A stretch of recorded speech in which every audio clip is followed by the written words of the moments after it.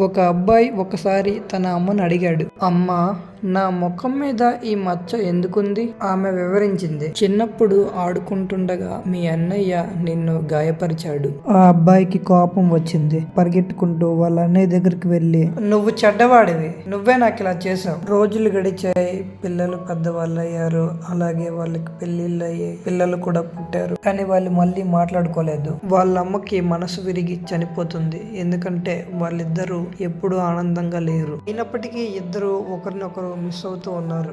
అన్నయ్య అనుకుంటున్నాడు, నా తమ్ముడు నన్ను చూడడానికి అనుమతిస్తే బాగుండే, సారీ చెప్తా. తమ్ముడు అనుకుంటున్నాడు, ఒకవేళ మా అన్నయ్య సారీ చెప్తే నేను క్షమిస్తాను. కానీ ఇద్దరిలో ఎవరూ కూడా ప్రయత్నించలేదు. ఒకరోజు తమ్ముడికి ఫోన్ వచ్చింది, నేను మీ అన్నయ్య వాళ్ళ వైఫ్ ని, మీ అన్నయ్యకి చాలా సీరియస్ గా ఉంది, దయచేసి నువ్వు మీ అన్నయ్యని చూడడానికి రావాలి. నేను అన్నయ్యకి త్వరగా తగ్గిపోవాలని దేవుడిని కోరుకుంటా. కానీ తమ్ముడు మాత్రం చూడడానికి వెళ్ళలేదు.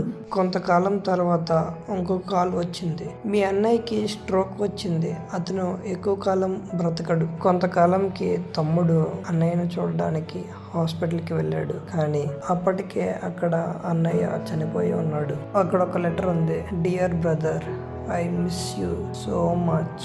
నా జీవితంలో అత్యంత బాధాకరమైన విషయం ఏంటంటే నిన్ను క్షమించు అని అడగడానికి ధైర్యం సరిపోలేదు. మన పిల్లలు ఒకరినొకరు ఇష్టపడేలా చేద్దాం.